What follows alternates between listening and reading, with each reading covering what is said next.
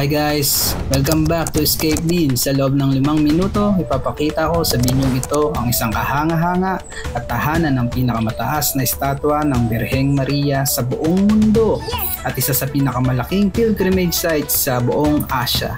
Welcome to Monte Maria Shrine. Tara, samahan ninyo akong tuklasin ang features ng lugar na ito.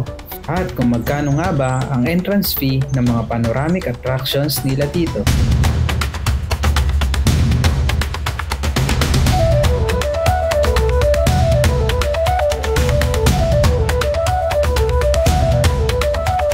So paalis na pala kami guys. Galing kami ng Playa Montana Beach Hotel. Dito kami nagstay ng one night. Kung di mo pa pala napanood yung video namin, you should check it out. Playa Montana is a few minutes away sa Monte Maria. Siguro mga estimated time is 10 minutes away lang siya. So if you're planning for long weekend adventure, you can stay there. But if you're coming from Manila, estimated time is 2 to 3 hours ang biyahe via car. Depende pa yan kung traffic. Baka umabot pa ng 4 hours. So paano ba pumunta doon via car? You can easily pin Monte Maria in your Waze app or Google Map. Paano naman kung magko-commute? From Manila, Buendia Bus Terminal, ride a bus going to Batangas Grand Terminal. In Batangas Grand Terminal, ride a jeepney going to SM Batangas. From SM Batangas Jeepney Terminal, ride a jeepney bound for Ilihan. And then, tell the driver to drop you off at Monte Maria Shrine.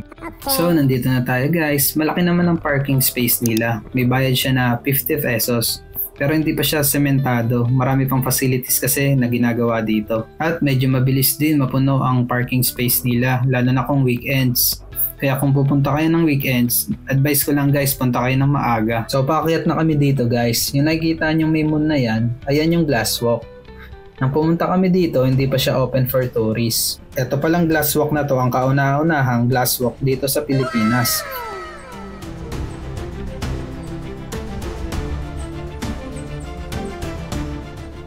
At dito sa glass walk na to guys, makikita mo ang 360 panoramic view ng Batangas Bay at Verde Island Passage, making it a must try for adventure seekers and perfect din siya for your social media post. Ayan, kung mapapansin nyo guys, yung ibang part niya is under construction pa.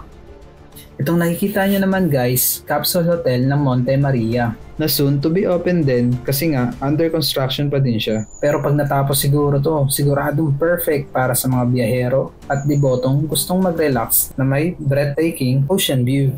Itong susunod na pupuntahan natin guys is open na siya for tourists. So now, punta naman tayo sa Monte Maria statue.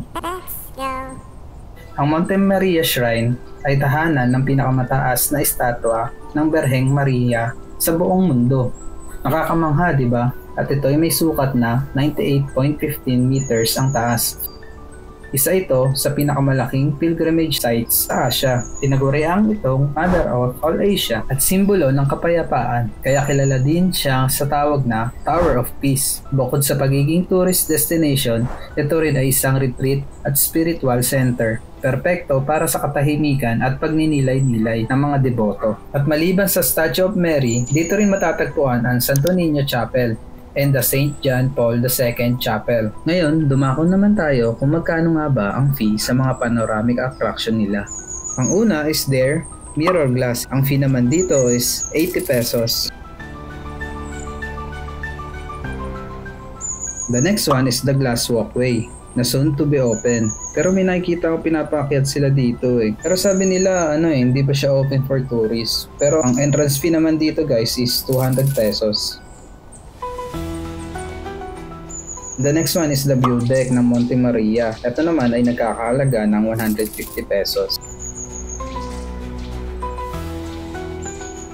Again guys, ang lahat ng ito'y matatagpuan sa Barangay Pagkilatan, Batangas City. Bukas ang shrine mula 7 AM to 7:30 PM, Monday to Friday at 6:30 AM to 8:30 PM, Saturday to Sunday. Abangan nyo din pala guys ang soon to open na 30 hectares theme park at magkakaroon din ng shopping center, cable car, water slides at marami pang iba.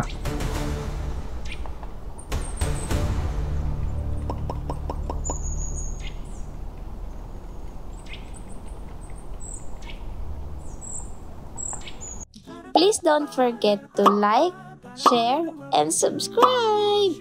Bye!